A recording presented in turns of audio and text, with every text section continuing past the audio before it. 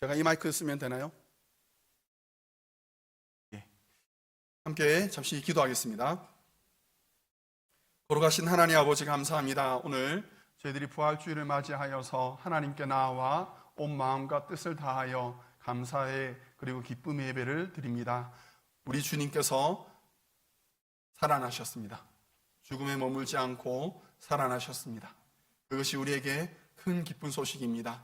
소망을 품고 예수 그리스도를 바라보며 예수 그리스도의 말씀에 순종하며 그의 통치 아래 살아가기를 다짐하는 우리 모든 성도들 되게 하여 주시옵소서. 감사드리며 예수님 이름으로 기도합니다. 아멘. 예, 해피 이스터. 예, 오늘은 예수님께서 죽음을 이기시고 살아나신 부활 주일입니다. 부활의 복된 소식이 어려운 시기, 힘든 시간을 보내고 있는 모든 성도들에게 소망이 되는 그런 은혜의 주일이 되기를 주의 이름으로 축원합니다. 먼저 오늘은 성지 순례를 떠나려고 합니다. 예루살렘에 있는 한 교회고요. 올해에도 벌써 예루살렘에 벌써 100만여 명의 순례객들이 모였다고 합니다. 기독교인 그리고 유대인들이 이 시즌을 맞이해서 기도하러 그리고 부활하신 예수님을 기념하기 위해서 예루살렘으로 방문을 합니다. 오늘 우리가 가는 곳은 성묘교회입니다. 성묘교회. 예루살렘 성지순례를 가면 꼭 들리게 되는 필수 여행지입니다. 예수님께서 신문을 받으셨고 십자가를 지기 위해서 가셨던 비아 돌로로사에 모두 14개의 초소가 있는데 그 중에 마지막 4개의 초소가 이 한 건물 안에 다 모여 있습니다. 먼저 이 건물 2층에는 예수님께서 달리셨던 골고다 언덕이 있고요. 그리고 정문으로 들어가면 성유석이라는 것이 있는데 예수님께서 십자가에 지셨다가 거기서 죽으시고 죽으신 예수님을 내려놓고 예수님께 향유를 부었던 자리로 기념하고 있는 곳입니다. 오른쪽으로 들어가면 건물 안에는 작은 건물이 나오고 그것은 예수님의 무덤이 있던 자리로 기념이 되고 있습니다. 많은 분들이 당황하실 것 같습니다. 왜냐하면 우리가 머릿속에 그리고 있는 예수님의 무덤은 야외죠. 그렇죠. 동산이었거든요. 그런데 어떻게 건물 안에 이런 것들이 골고다도 있고 예수님의 무덤도 있고 다 있을 수 있을까라고 생각이 드는데 시간이 그만큼 많이 지난 거예요. 시간이 2000년이 지나면서 주변 환경들이 다 바뀌게 되었고요. 예수님 당시에는 이 장소가 성벽 밖에 있었습니다. 예루살렘 성벽 밖에 위치해 있었는데 시간이 지나면서 예루살렘이 확정이 되고 그러면서 성벽 안으로 들어오게 된 거예요. 그리고 주변에 있던 그 건물들과 모든 동산의 그 구조물들이 다 정리가 되고 그것을 기념하기 위해서 교회를 세웠던 것입니다. 그런데 로마 황제 하드리아누스가 로마 신을 위한 성전을 만들었고요. 하필이면 그 성전을 이 자리에 만든 거예요. 그리고 거기에다가 비너스를 위한 사랑의 여신 비너스를 위한 신전을 만들었습니다. 왜 비너스였을까요? 비너스를 섬기기 위해서는 음란한 행위로 그 여신을 즐겁게 해줘야 됐거든요. 성적인 음란함으로 그들이 사랑을 기념하고 그들의 신을 이렇게 기념을 했는데 그것이 의도적인 거죠. 예수 그리스도의 사랑을 더럽히기 위해서 비너스의 성전을 지었던 것입니다. 주후 300년경에 콘스탄틴 황제가 비너스 신전을 무너뜨리고 그곳에 다시 예수님의 그 골고다를 기념하는 무덤을 기념하는 성전을 짓습니다. 그러던 중에 페르시아가 침략을 하고 이집트가 침략하면서 그것을 파괴했지만 다시 로마 황제에서 재건이 되었고요. 십자군 전쟁 때는 살라딘 여러분 들어보셨을 이슬람 장군 살라딘이 그것을 차지했는데 무너뜨리는 대신에 들어가는 성전으로 들어가는 그 오른편의 문을 닫아버립니다. 돌로 막아버리고 그리고 그 골고다로 올라가는 계단도 막아버리고 그 열쇠를 들어가는 출입하는 문의 열쇠를 자기들의 부하들에게 주고 그 가문이 지킬 수 있도록 이렇게 대를 이어 가게 합니다. 그래서 아직도 저곳의 열쇠는 그리스도인들이 가지고 있지 않다라고 전해집니다. 지금은 7교회 종파들이, 기독교 종파들이 각 지역을 나누어서, 섹션을 나누어서 그들이 관리를 하고 있습니다. 그런데 그렇게 평화롭지는 않고요. 그리스 종교회와 로마 가톨릭이, 그리고 이디오피아 교회와 콥틱 교회 간에 많은 분쟁과 싸움이 지금 또 이어져 오고 있습니다. 좀 이야기가 길죠? 잠시 우리가, 제가 말씀드렸잖아요. 올해만 해도 100만여 명이 지금 방문하고 있다고요. 못 갑니다. 그래서 우리가 구글어스로 잠시 보도록 하겠습니다. 준비를 많이 했거든요. 연습도 많이 했고, 제가 될런지 잘 모르겠습니다. 자, 여기가, 예, 쭉 가고 있습니다. 이런 반응이 나와야죠. 그렇죠? 오 하는 소리가 나야죠. 오, 자, 순식간에 우리가 지금 예루살렘에 온 거예요. 순식간에. 자, 여기가 보이는 정면이 바로 성묘교회의 정면입니다.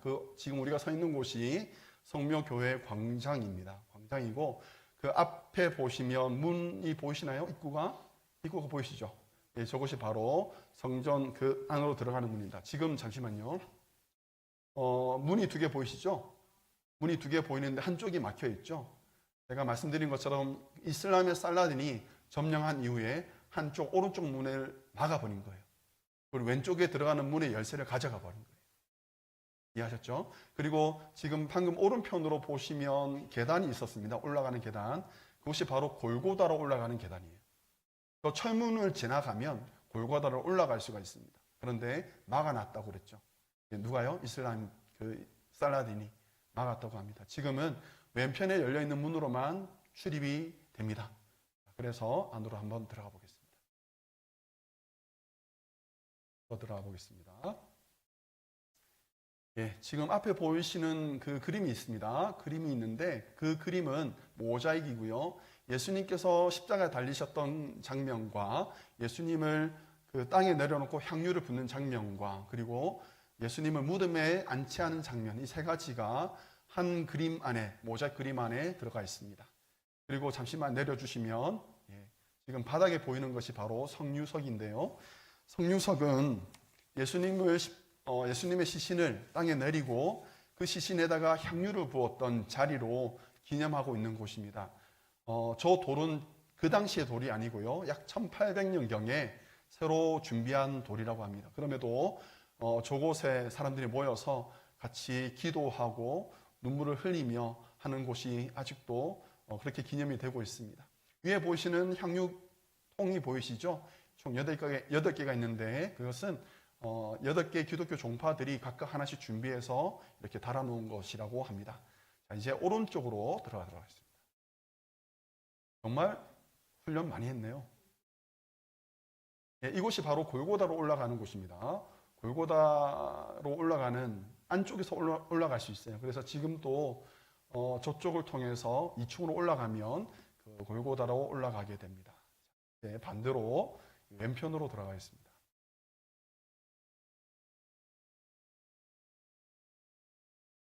자, 왼편으로 하면 저 길이 쭉 나 있죠? 한번 따라가 보도록 하겠습니다. 좀 더 가보도록 하겠습니다. 보시면 지금 그림 사진 안쪽에 보시면 건물 로텐다라는 둥근 돔형의 공간이 있고요. 그 안에 이디큐리라는 건물이 하나 있습니다. 이디큐리라는 작은 예배당이에요. 예배당이 하나 건물 안에 건물이 있는 거죠. 그곳에 사람들이 모여듭니다. 어딜까요? 저곳이 바로 예수님의 무덤이라고 알려지는 곳입니다. 그래서 조금 더 안으로 가보겠습니다.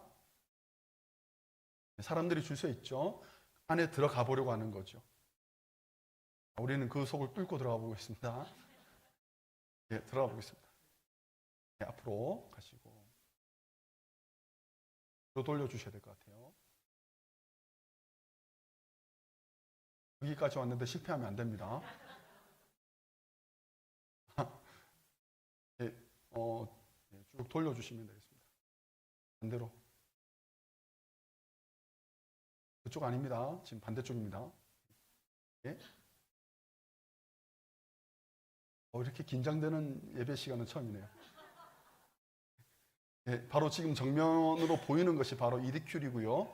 이곳이 바로 예수님의 무덤이었다라고 알려지는 곳이고, 사실은 예루살렘에 두 군데가 지금 골고다라고 추정이 되는데, 모든 사람들이 거의 대다수의 목소리가 이쪽을 진짜 골고다였다라고 보고 있습니다. 안으로 더 들어가 보겠습니다. 저 안에는 방이 두 개가 있습니다. 첫 번째 방은 천사의 방이라고 있습니다. 천사의 방인데, 이곳은 예수님께서 부활하셨을 때 천사들이 마리아를 만나고 마리아에게 예수님께서 여기 계시지 않고 살아나셨다라고 일러주었던 바로 그 공간이 천사의 방입니다. 안에 들어가 보겠습니다. 머리 조심하시고 들어가겠습니다. 자, 여기가 부활하신 예수님께서 잠시 앉아 계셨던 자리라고 알려지는 돌판이 있는 곳입니다. 이곳에서 예수님께서 부활하신 이후에 앉아 계셨다라고 알려지는 곳이고요. 그 그림 하나 보이시죠? 자, 그 안에는 뭐라고 적혀 있냐면, 그 안에는 예수님께서, 그리스도께서 부활하셨다라고 적혀 있습니다. 그리스도께서 부활하셨다라는 글귀가 적혀 있고요. 위에 살짝만 보여주시겠습니까? 위에 살짝만 보여주시면, 그곳에는 꽃과 그리고 여러 가지 촛불과 그리고 그림으로 장식이 되어 있습니다. 많은 이들이 이곳을 방문하고 꽃을 드리고 함께 기도하고 할 수 있습니다. 방문하시려면 안에는 들어갈 수 있다고 하고요. 다만 시간이 정해져 있고 그 시간을 확인한 이후에야 들어갈 수 있다라고 말합니다. 여기까지입니다. 우리 저 미디어 팀한테 박수 좀. 네, 감사합니다. 예, 아이고 땀 흘렸네요. 제가 한 것도 아닌데. 예, 오늘 우리가 이렇게 성지순례를 하면서, 온라인으로 성지순례를 하면서 본 곳은 바로 예수님의 무덤이었습니다.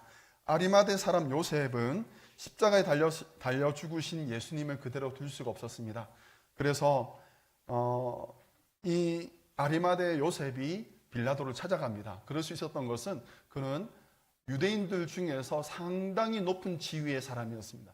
공회원이었습니다. 부자였습니다.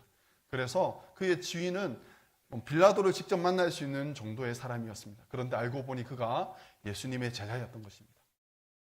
예수님께서 죽으셨다는 소식을 듣고 요셉은 당당히 찾아갑니다. 모든 사람들이 예수님을 알면 그와 한 무리라라는 그런 오해를 받고 위협을 받는 상황임에도 불구하고 요셉은 당당히 찾아가서 예수님의 시신을 요구합니다.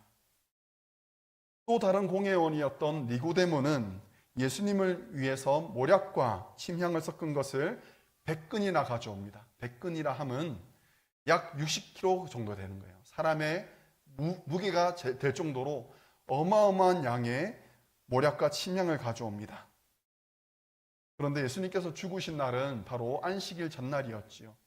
예수님께서 오후 3시경에 숨을 거두신 것으로 우리가 추정을 하는데, 그러면 안식일이 시작되는 것까지 시간이 많지가 않아요. 아마도 예수님의 장례를 제대로 집행하지 못했을 것이다 라고 보는 것입니다. 그것이 염려가 되었던 막달라 마리아와 야고보의 어머니 마리아와 살로메가 집으로 가는 길에 향품을 구입을 합니다. 안식일이 지나기를 기다렸다가 다음 날 이른 아침에 준비한 향품을 가지고 예수님이 안치되셨던 무덤을 찾아갑니다. 예수님 생각에 여인들은 괴로웠습니다. 그리고 그들이 할 수 있는 최선의 것을 드리려고 한 것이었습니다. 무덤에 도착했던 여인들은 예상치 못했던 장면을 보게 되는데, 무덤을 막고 있던 무거운 돌문이 옮겨져 있었던 것입니다. 그리고 더 놀라운 것은 그 무덤 안에 흰 옷을 입은 한 청년이 앉아 있는 것이지요. 천사였습니다. 마태복음에서는 무덤을 가리고 있던 돌문을 굴렸던 자들이 바로 이 천사들이었다라고 말을 합니다. 그 돌을 굴리는 것을 그 무덤을 지키고 있던 자들이 보고는 놀라서 두려워서 죽을 지경이 되었다라고 기록이 되어 있습니다. 그리고는 여인들을 향해서 그 천사들이 말을 합니다. 청년이 이르되 놀라지 말라. 너희가 십자가에 못 박히신 나사렛 예수를 찾는구나. 그가 살아나셨고 여기 계시지 아니하니라. 보라, 그를 두었던 곳이니라. 오늘 우리는 천사가 일러줬던 말 중에서 그가 살아나셨고 여기 계시지 아니하니라에 잠시 머물고자 합니다. 예수님은 그곳에 계시지 않습니다. 예수님은 그곳에 머물러 계시지 않습니다. 오늘날 전 세계 수많은 그리스도인들이 순례하는 성묘교회에 머물러 계시지 않습니다. 그곳은 비어 있습니다. 그곳에 가져가서 꽃을 놓을 필요가 없습니다. 그곳에서 눈물을 흘리실 이유가 없습니다. 계시지 않기 때문입니다. 그렇다면 우리는 스스로에게 물어봐야 합니다. 예수님은 그러면 어디에 계시냐? 큰일 났죠? 빨리 찾아야 될 거 아닙니까? 예수님이 안 계신다잖아요. 여러분, 예수님 어디 가셨습니까? 큰일 났네요. 사실 여자들을 만났던 그 천사들이 먼저 일러주었습니다. 7절의 말씀을 보시면 이렇게 말합니다. 같이 한번 읽어보겠습니다. 예수께서 너희보다 먼저 갈릴리로 가시나니 전에 너희에게 말씀하신 대로 너희가 거기서 배우리라 하라 하는지라. 자, 다시 한번 여쭙겠습니다. 예수님 어디 가셨다고요? 갈릴리로 가셨다고 합니다. 살아나셔서 우리보다 먼저 갈릴리로 가셨다라고 말합니다. 갈릴리는요, 예수님께서 제자들과 함께 살았던 곳입니다. 예수님께서 제자들과 함께 먹고 마시며 거니셨던 곳입니다. 제자들이 일상생활을 살았던 곳이었고, 그곳에서 예수님과 함께 많은 말씀을 듣고 나누었으며 많은 기적들을 경험했던 곳이 바로 갈릴리였습니다. 예수님께서 갈릴리로 가셨다는 말씀은 예수님께서 제자들의 일상 속으로 들어가셨다는 말입니다. 딴 데 멀리 가신 것이 아니고 땅 끝으로 가신 것이 아니고 예수님은 살아나셔서 우리의 일상 속으로 들어오셨다는 겁니다. 그러면 우리가 예수님을 어디에서 만날 수 있습니까? 여러분들이 먹고 마시는 가정에서 만날 수 있고요. 여러분들이 열심히 땀 흘리며 일하는 사업처에서 만날 수 있고요. 여러분들이 매일같이 만나는 사람들과의 관계 속에서 예수님을 만날 수 있는 것입니다. 예수님은 살아나셨습니다. 무덤에 머물러 계시지 않습니다. 살아나셔서 우리의 일상 속으로, 우리의 가정 속으로, 우리의 삶 가운데 들어오신 거예요. 그러니 무덤에 머물러 있지 말라고요. 그러니 예수님께서 가신 그곳으로 따라오라고 말하고 있는 것입니다. 종교개혁가 마틴 루터는요, 수없이 많은 반대와 공격을 받아왔습니다. 하루는 너무 지쳐서 탈진하고 누워 있었습니다. 사흘 동안 누워 있었다라고 말합니다. 영적인 탈진을 경험했습니다. 모든 수고를 포기하고 다시는 일어나고 싶지 않다라고 생각했습니다. 이렇게 실망과 좌절 속에 빠져있던 루터 앞에서 그의 아내 카타리나가 검은 상복을 입고 그 앞에 섭니다. 루터가 놀랍니다. 깜짝 놀라며 말합니다. 누가 죽었습니까? 예, 죽었습니다. 누가 죽었습니까? 당신의 하나님이 돌아가셨습니다. 아니, 그게 무슨 말입니까? 생각해 보세요. 당신의 하나님이 살아계시면 당신이 이렇게 누워 있겠습니까? 이 한마디가 누워있던 루터를 일깨웠습니다. 그로 하여금 다시 한번 마음을 다잡고 종교개혁의 일에 매진하게 됩니다. 그리고는 그 일에 자신의 생명을 바치게 되지요. 사랑하는 성도 여러분, 예수님은 어디 계십니까? 여러분들이 땀을 흘리며 그물을 던지는 삶의 현장에 계십니다. 매일같이 만나고 교제하는 그 모임 가운데, 그 만남 가운데 계십니다. 예수님을 무덤에서 찾지 마시기 바랍니다. 예수님은 그곳에 계시지 않습니다. 예수님은 살아나셨습니다. 그리고 우리에게 말씀을 하십니다. 이사야서 말씀인데요. 이사야서 말씀 우리 함께 큰 목소리를 읽어보기를 원합니다. 나 자신이 너무 작다고, 나 자신이 너무 연약하다고, 나는 지렁이 같다라고 생각할 때에 우리에게 하시는 하나님의 말씀입니다. 그 하나님이 살아계십니다. 이렇게 말씀합니다. 같이 한번 읽어보겠습니다. 그러나 나의 종 너 이스라엘아, 내가 택한 야곱아, 나의 벗 아브라함의 자손아, 내가 땅 끝에서부터 너를 붙들며 땅 모퉁에서부터 너를 부르고 내게 이르기를 너는 나의 종이라, 내가 너를 택하고 싫어하여 버리지 아니하였다 하였노라. 두려워하지 말라, 내가 너와 함께함이라. 놀라지 말라, 나는 내 하나님이 됨이라. 내가 너를 굳세게 하리라. 참으로 너를 도와주리라. 참으로 나의 의로운 오른손으로 너를 붙들리라. 아멘. 살아계신 하나님께서 당신의 능력의 손으로 우리를 붙들고 있다고 말합니다. 사랑하는 성도 여러분, 우리를 붙들고 있는 하나님은 살아계십니다. 하나님의 말씀은 지금도 역사합니다. 하나님의 통치는 지금도 이루어지고 있습니다. 어디에서요? 지금 이 시간 어디에서요? 여러분의 삶 가운데에서요. 여러분들이 매일같이 거주하고 있는 가정에서요. 여러분이 땀 흘리시는 그 직장에서요. 매일같이 만나는 사람들과의 관계 속에서요. 하나님은 살아계십니다. 그래서 여러분들은 하나님의 음성을 들으셔야 합니다. 소망이 없다고요? 희망이 없다고요? 너무 힘들다고요? 그 환경 가운데서 여러분들은 하나님의 음성을 들으셔야 합니다. 내가 너를 붙들어 줄게. 내가 너를 놓지 않을게. 내가 너와 함께 있을게. 이렇게 말씀하시는 하나님은 살아계십니다. 사랑하는 성도 여러분, 부활의 삶을 살아가시기 바랍니다. 우리 구주 되신 예수님은 살아계십니다. 여전히 다스리고 계십니다. 모든 주권과 권세는 예수님께 있습니다. 그것을 믿는 성도가 불러야 할 노래가 있습니다. 요한계시록 7장 말씀입니다. 요한계시록 7장 말씀 10절과 12절 말씀인데요. 큰 목소리로 이 찬양은 천상에서 하나님의 백성들이 불렀던 찬양이에요. 그러면 우리도 그렇게 불러야 되겠죠? 같이 한번 읽어보겠습니다. 아니요, 잠시만. 예. 요한계시록 7장 10절 말씀. 자, 10절과 12절입니다. 같이 읽습니다. 시작. 큰 목소리로 외쳐 이르되 구원하심이 보좌에 앉으신 우리 하나님과 어린 양에게 있도다 하니. 12절. 이르되 아멘. 찬송과 영광과 지혜와 감사와 존귀와 권능과 힘이 우리 하나님께 세세토록 있을지어다. 아멘 하더라. 아멘.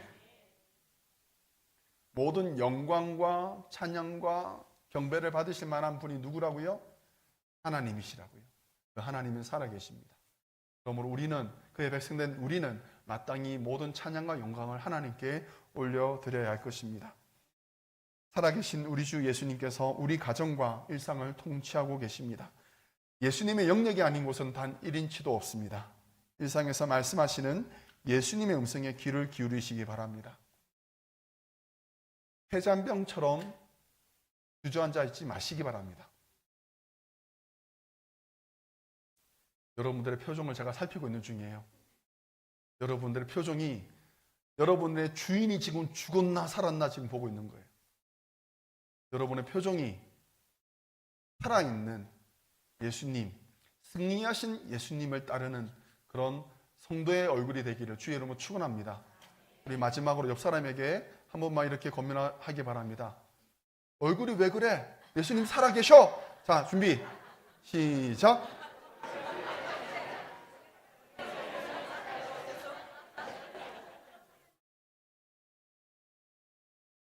예수님 살아나셨는데 예수님 살아나신 것을 사람들이 무엇을 보고 알겠습니까? 우리의 얼굴을 보고 압니다. 그러므로 오늘 이전을 나갈 때 여러분들의 얼굴이 확 펴시길 바랍니다. 그래서 살아계신 우리 주님에 대한 기쁜 소식을 여러분들의 얼굴로 증명하는 복된 성도 되시기를 주의 이름으로 축원합니다. 함께 기도하겠습니다.